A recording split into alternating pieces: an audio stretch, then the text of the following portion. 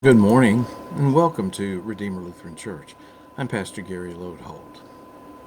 If you're paying attention, you can tell I'm at home today.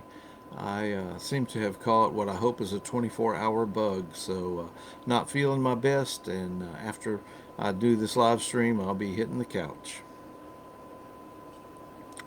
I guess it was just one more instance of it than I could take.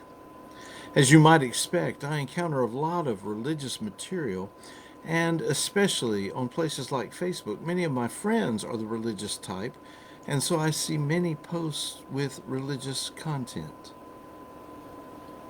I search religious things on the internet for information for these morning moments and sermons and more, and sometimes my searches turn up things I don't want to see as much as what I want to find. Fairly often, then, I run across different articles on the topic of how to find God outside of church. The articles are mostly written for people who have abandoned and left the church and who still find something missing in their lives and who want to be in touch with God. Well, this past week I ran across another such article, and I guess it was just one more than I could take. And I began to think about the need for somebody to write articles about how to find God in the church. Then I thought that we might explore that topic together.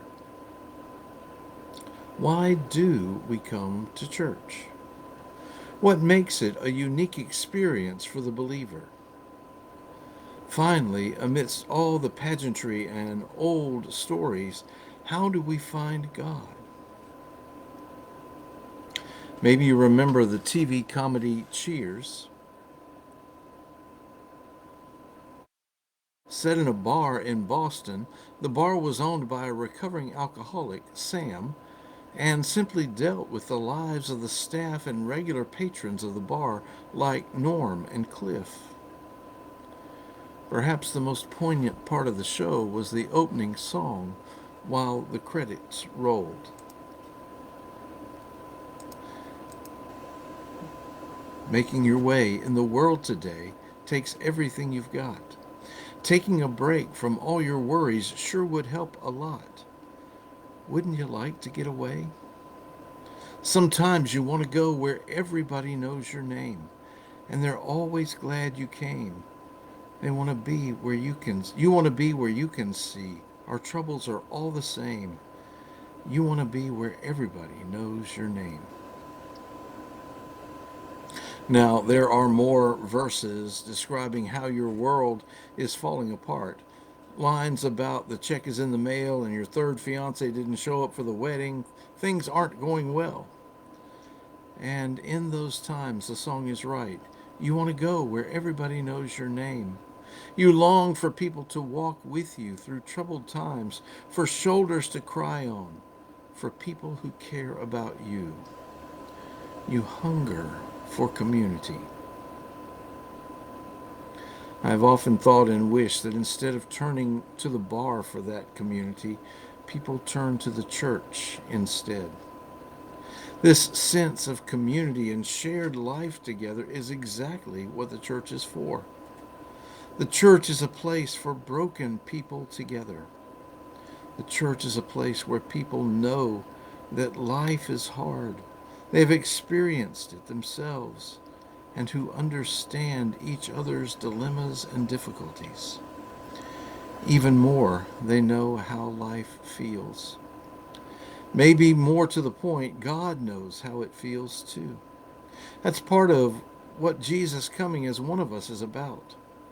Not only did God make us and give us our feelings and emotions, but God became one of us in Jesus and experienced life and those feelings and emotions too. God understands and God stands with us.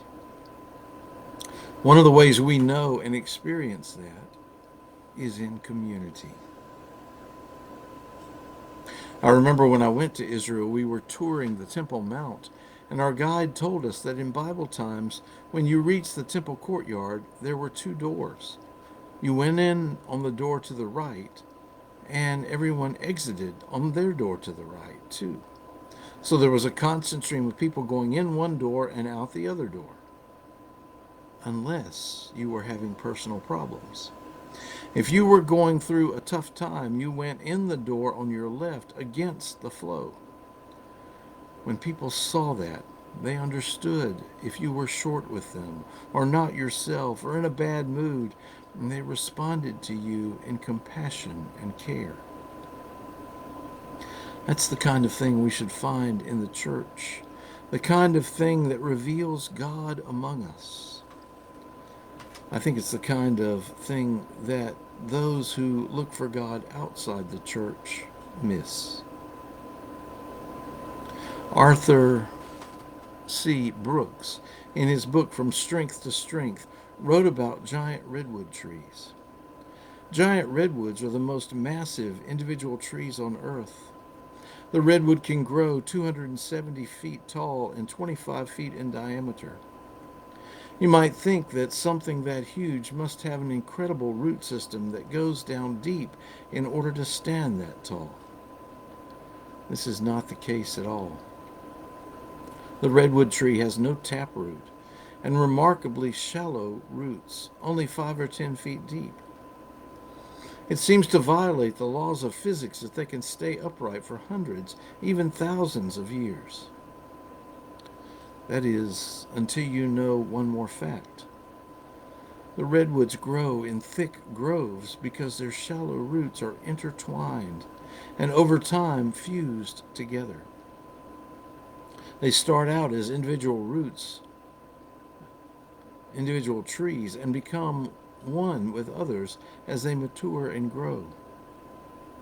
So beneath the surface of these incredible statuesque trees are roots like an army of people who have their arms interlocked and supporting each other.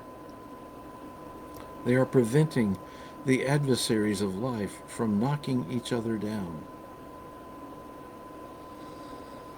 One of the ways we find God in church is in the community of believers, standing together, linking arms in compassion and care for one another, and in unity with God. Life can be hard, and sometimes you want to go where everybody knows your name.